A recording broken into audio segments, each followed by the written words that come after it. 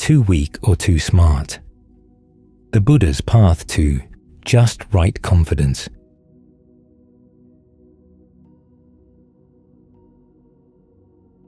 When you come to the practice of meditation, there are two attitudes that can be pretty lethal for your practice. Two extremes. One is the belief that you have everything all figured out before you come. You've read the books, you know all the concepts. That puts the mind in a position where it can't learn. The other extreme is when you believe that you can't do this. It's too big a job, too frustrating. It seems like a long, long path. You look at the goal, what's going to be required to get to the goal, and you don't seem to be made of the stuff that can get there. Both attitudes can block your practice. The ideal attitude is one that combines humility, the realization that you do need to learn, with confidence that you can learn. After all, the Buddha himself had to be humble. He had some preconceived notions about what the path would be. He tried them out, and they didn't work, which meant that he had to submit himself to what was actually required. He didn't simply make up the Dhamma and teach it to people because it sounded nice. It was through trial and effort that he had to shape his understanding of what actually worked. Then, when he got results, he came out and taught what he had learned. As for the confidence, he believed that life wasn't worth living unless you at least tried to find what didn't die. He seems to have been pretty superhuman in his determination, his persistence, and his endurance. But those are qualities he had to develop. They were potentials that hadn't yet been actualized when he started out. It was through the practice that they actually became the qualities of a Buddha. It's the same when we practice. When we start out, we're not capable of doing the high levels of the practice. But by doing the basic levels, we train ourselves. We become new people. Our capabilities grow. It's like starting out at school. If someone gives you a calculus textbook in first grade, you think there's no way you're ever going to be able to do that. But as you take math year after year after year, when you finally get to calculus, you can do it. You've developed certain skills, certain qualities of mind. So you combine humility and confidence. Humility doesn't mean a low opinion of yourself. It means simply realizing that you have a lot to learn, and you're willing to learn, to keep your ears and eyes open.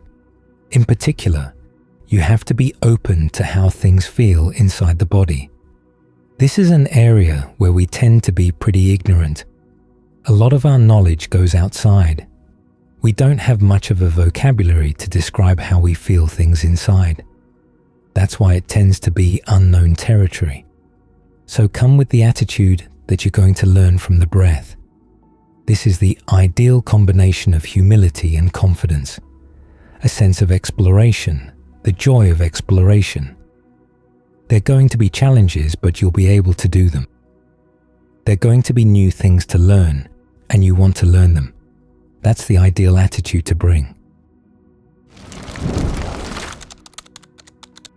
When you come to the breath, how does the breath actually feel in the body?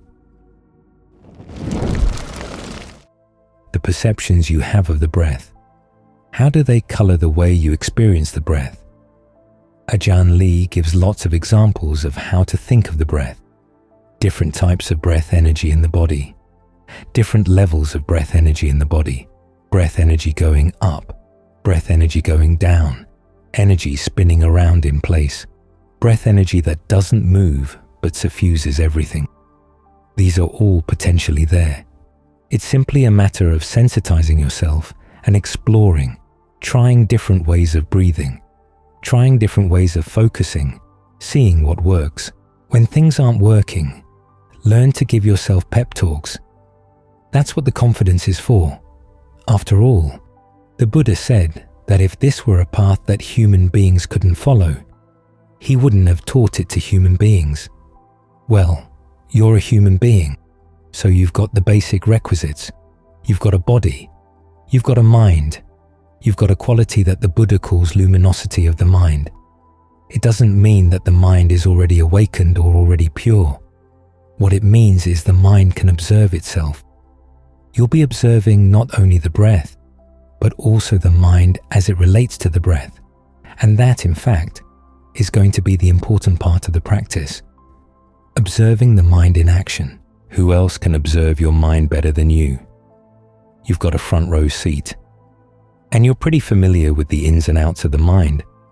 But you're going to find there are a lot more ins and outs that you may not have suspected.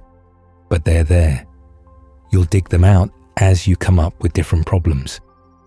And as long as your attitude is that you're willing to learn, you're happy to learn, and you take some joy in exploration, then your attitude has reached the right mean, avoiding those two extremes, putting the qualities of humility and confidence together in a way that's just right, a way that actually does lead to progress.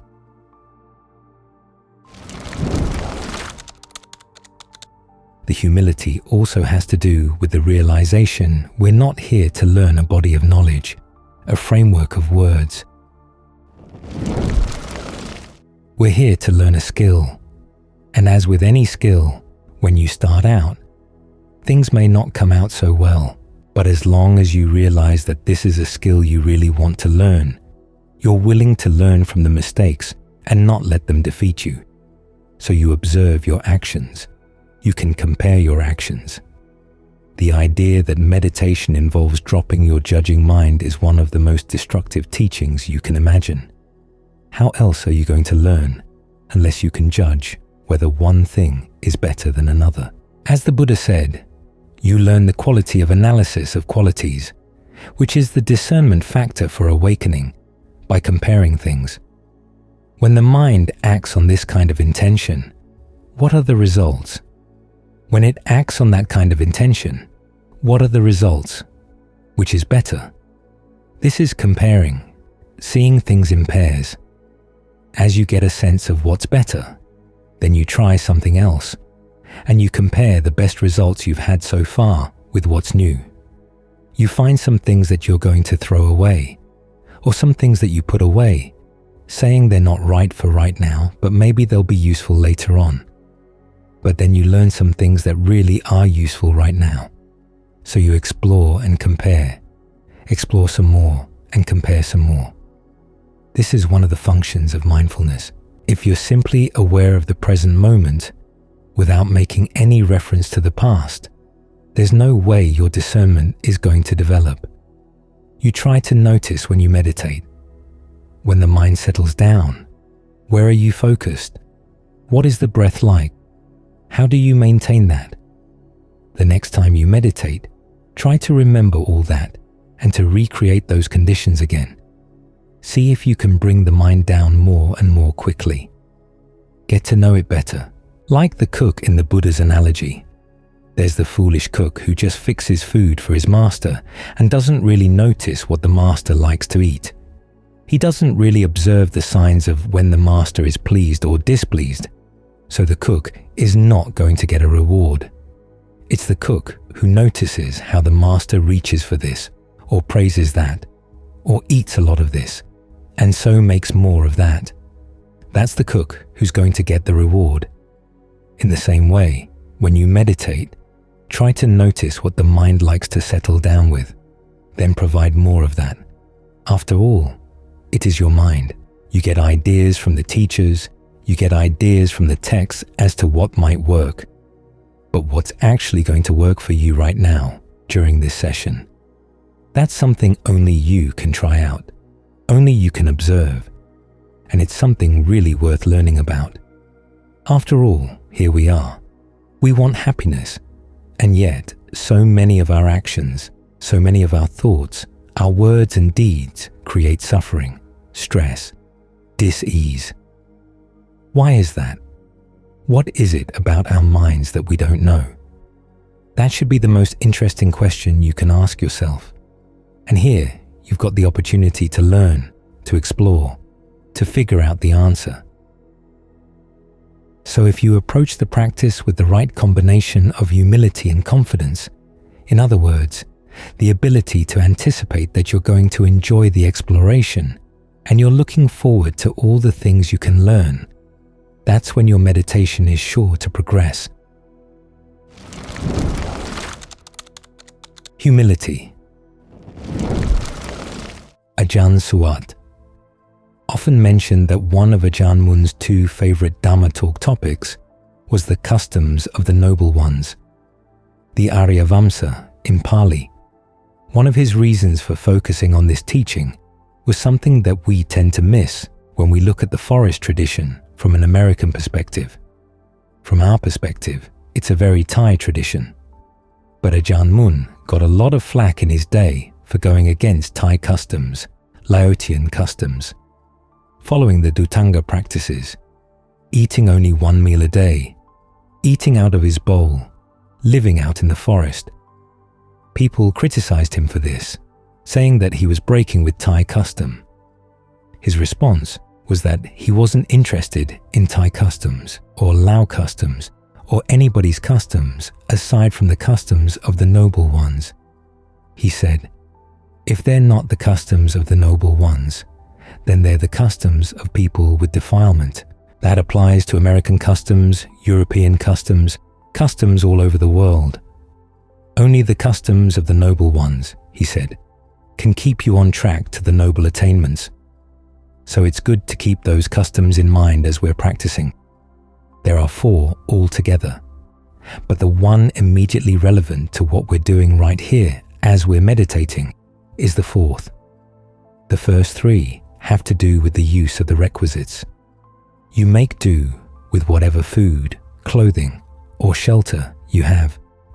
If you don't get good food, clothing, or shelter, you're not upset. You're content with what you've got. If you do get good things, you don't get carried away. You don't get careless. At the same time, you don't pride yourself over the fact that you're more content with these things than other people are. You use the requisites without doing harm to yourself or to anyone else. Those are the first 3. You'd think, listening to the first 3, that the 4th would deal with medicines, but it doesn't. The 4th has to do with delighting in developing, delighting in letting go. In other words, delighting in developing good qualities in the mind, delighting in letting bad qualities go. In fact, the word bhavana, developing, here, is the same word for meditation, but it means specifically developing whatever good qualities are needed in the mind. No matter how much effort needs to be invested in developing mindfulness and alertness, you're happy to put in the effort. You see the benefits that come from training the mind. The same with delighting in letting go. Many things that we really should let go of are things we hold on to dearly. In terms of the customs of the noble ones, though, you have to learn to delight in letting go, to delight in renunciation, to delight in giving those things up, for you see the benefits that come when you give them up. As long as you have these 2 attitudes, you're on the path. In other words, you realize that there's always room for improvement, either in terms of developing good qualities or letting go of bad ones. The question often comes, is my practice good enough? Well, are you an arahant yet? If not, it's not yet good enough. There's more to be done. That's setting a very high standard. Many people don't like living with high standards, but remember what happens when you set a target for archery. You never hit higher than you aim. If you wish for true happiness, aim high, and then try to live with high standards. This means, on the one hand, not being complacent. On the other hand, it means not browbeating yourself over the fact that you haven't reached the goal, not getting discouraged in ways that will actually get in the way of your reaching the goal. You need to have the right attitude toward making progress along the path, focusing on what needs to be done rather than on your image of what or where you are. What this means is that you don't get down on yourself, but you realize that there's always a better way to do things. You learn how to focus cheerfully on where to improve. This is why so much of the practice lies in focusing on the present moment, because this is where the improvements can be made. It also involves learning where to focus in the present moment, realizing that a lot of the big abstract issues in the mind come down to events, very specific patterns of events. This is a lot of what discernment is, seeing the processes of the mind as they give rise to greed, anger, and delusion, or to mindfulness, concentration, and discernment. Even though these things have abstract names, they're specific events. Choices are made each time you breathe in, each time you breathe out. Look for the specific choice. Look for the specific movement of intention that heads either in a skillful or an unskillful direction. Try to notice the trigger points that set off anger, set off delusion, set off greed or fear. Also look for the trigger points that help develop mindfulness, that remind you of what you should be doing. In other words, learn to break down the big job facing you into specific events in the mind, specific choices in the mind. See where you can make a difference with the specifics right here, right now. This is a constant learning process. If you want to gain a sense of confidence in the practice, gain it from the fact that you're always willing to learn, instead of talking about how good you already are, which is a very hollow sense of confidence, because it always has to be shored up as it's crumbling away. If you're willing to learn all the time, it can give you a solid basis for confidence on the path. I noticed that Ajahn Suwat, even though he'd gone very far on the path, was always working on a little something here and there. Sometimes he'd take a volume of the canon down to his hut, read about things, see if he could expand his knowledge of some of the details of the Dhamma. A year or two before he left America, he asked me to come up with the English translations that we chant here in the evening. Up to that point, we'd been chanting in Pali and Thai during the morning and evening chants. One day he said, "It's time we had some English translations around here." So I worked them up and he memorized them. It took him quite a while, because English was of course not his native language, and he had never formally studied it, but he memorized the chant in English. He was always working at something. What this attitude requires is humility, realizing that there's room for improvement, and that there are lessons to be learned all around. I've been reading a book on tracking animals, the physical and mental skills needed to go out into the wilderness and notice things that you wouldn't ordinarily notice. The author says that one of the qualities needed in tracking is empathy. Empathy for the animals you're trying to follow, realizing that you have something to learn from them. Even though they're common animals, they've got something to teach. You empathize with them, and you have humility. As he says, those are two qualities sorely lacking in our society. We reward people who come on with a really strong sense of self-confidence, a sense of self-esteem, a strong sense of pride. And yet, those attitudes get in the way of learning a lot of subtle, important things. So remember, we're here to learn, not only from the obvious places, such as Dhamma books and Dhamma talks, but also from all the specific things around us. They're teaching us lessons in terms of cause and effect. Last week, someone came with the question of how to welcome difficult events in life. Well, look on them with humility. There's a lesson to be learned. When you're open to learning that lesson, you gain in knowledge. That way there's hope. When you close off your willingness to learn, there's no hope for you on the path. So even with little things like sitting here with the breath, you watch one breath and you can ask yourself, how can this breath be more comfortable than the one before it? Look and see what your sense of the body has to tell you that way. It might be a part of the body you've been ignoring all along. Give it some good breath energy. Then, when the next breath comes in, here's another chance to learn from the breath. And the lesson might be, don't mess with me, just sit and watch. But whatever the lesson, try to watch carefully. Try to empathize with each breath, and try not to be mechanical in the way you breathe, thinking that if you can somehow get through 1,000 breaths, you're going to gain awakening. It's best to take each breath one at a time, because that's all you've got, one breath at a time.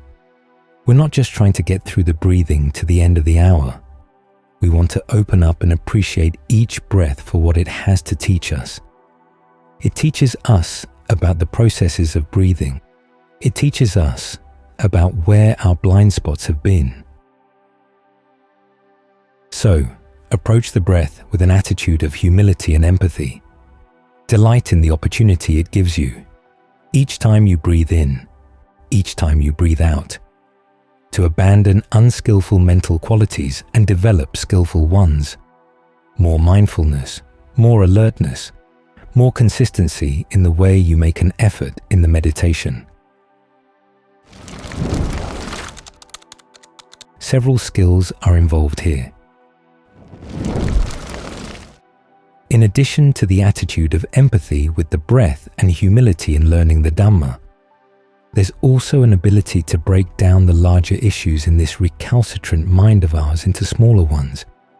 We have to learn how to break down all of its unskillful qualities into manageable bits so that we can really observe how they take control. That way, we can see how specific skillful qualities can be strengthened to fend them off. You can read the books and learn all about the names for these skillful and unskillful qualities. But to get results, you really have to be alert and sensitive to each individual movement of the mind.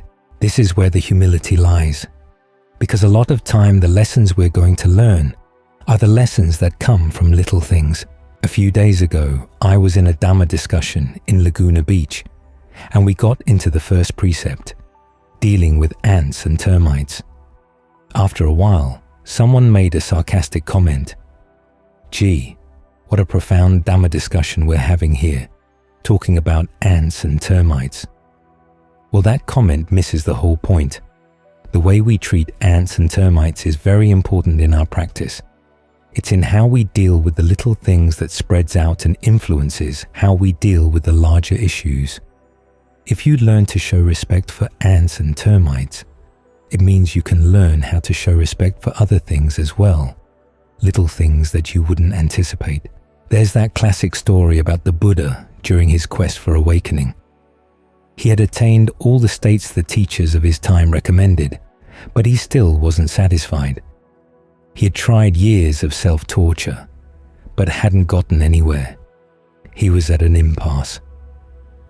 Then he came across the simile of the lute that was strung too tight, the lute that was strung too loose. One version of the story says that a woman happened to pass by in the forest, singing a song on this topic. He learned something from her that he hadn't learned from all the highly respected teachers of those times. That's what's meant by an attitude of humility, a willingness to learn from the little things, no matter where they show themselves. Humility requires being attentive, watchful, not assuming that you already know, that you're already good, realizing that there's always room for improvement. You have to delight in that fact, to delight in actually making the improvements, letting go of the unskillful qualities in the mind, developing the skillful ones. This is how we follow the customs of the noble ones. And that way we open ourselves to the opportunity of experiencing the attainments that the noble ones have attained.